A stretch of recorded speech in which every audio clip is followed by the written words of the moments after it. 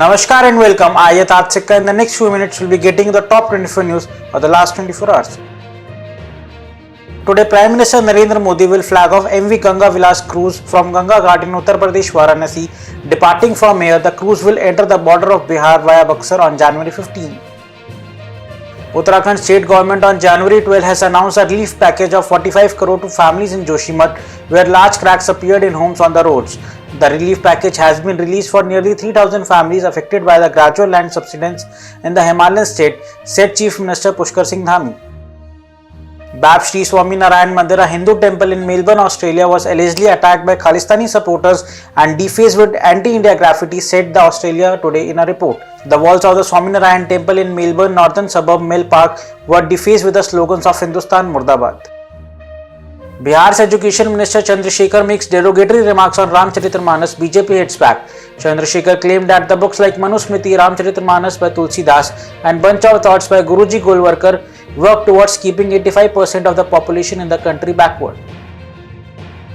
Development should not be at the cost of environment, said Puri Shankaracharya Nishchalanand Saraswati Ji Maharaj on Joshimath Singh King.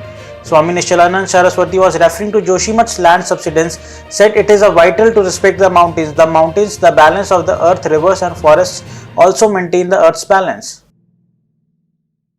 The Directorate of Information and Publicity issued a 164 crore recovery notice to Delhi CM Arvind Kejriwal. The Supreme Court of India has framed guidelines under the content regulation of government advertising to prevent the misuse of government fund for the projection of the image of the politician or a political party in power.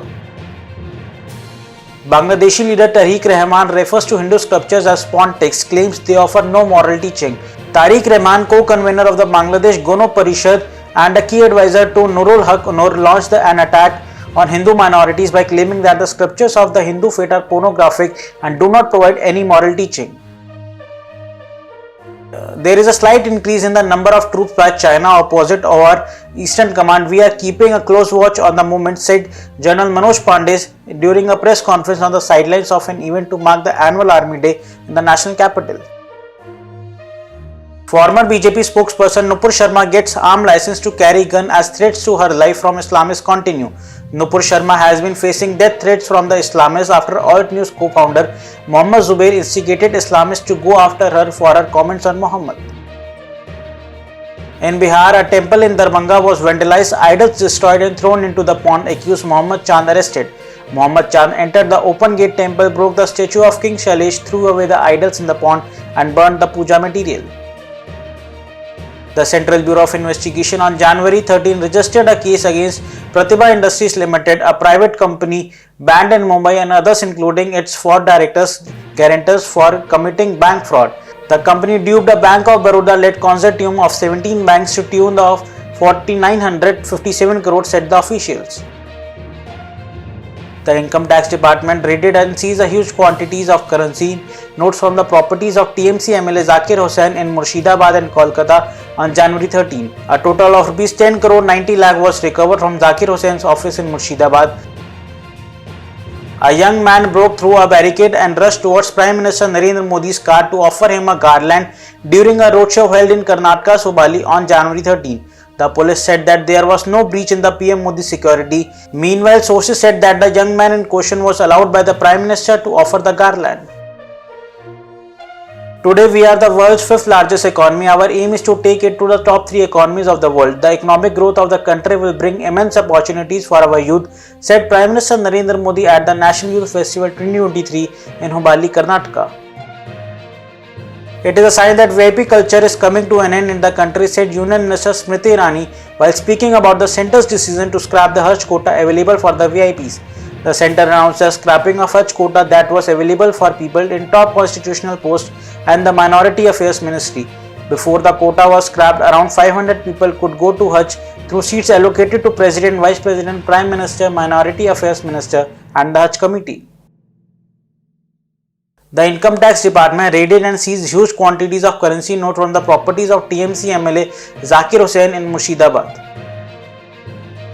The mercury level has dipped below the freezing point as Gangotri Dham of Uttarakhand received heavy snowfall on Wednesday, January 12. Gangotri Dham was shrouded in white after the heavy snowfall late at night. The popular pilgrimage site was covered in snow with a biting chill, sweeping the lower reaches of the Dham. India has emerged as an education and healthcare hub for the global south. Our capacity building programs and the first responder activities in case of humanitarian assistance and disaster relief situation are an important example of this approach, says Dr. S. Jaishankar during a special online session during the Voice of Global South Summit being held from January 12 to 13. The Central Bureau of Investigation has recovered a massive amount of dollars and cash from Mumbai in a raid in connection with the PSL scam. Searches are underway in Mumbai. CBI searches the premises of the former Finance Secretary Arvind Mariam in Delhi and Jaipur in a alleged corruption case. The investigation states that he was involved in irregularities in the tender awarded for currency printing.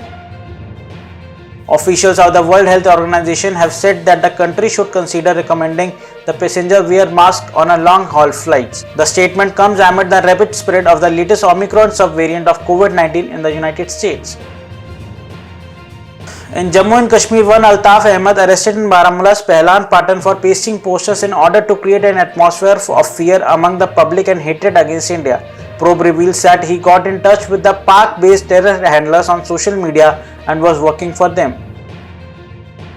The Maharashtra police on January 12 busted an illegal coal smuggling scam in the Yavatmal district. The Vani police and the local crime branch busted 8 trucks that were transporting coal without paying royalty to the central government.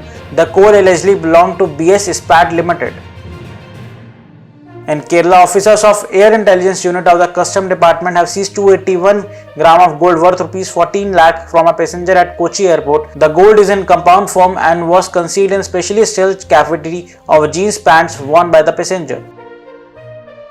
We will be back with news at 9 tomorrow. Till then, stay safe, stay healthy, and do not forget to like and share the video and subscribe to our channel.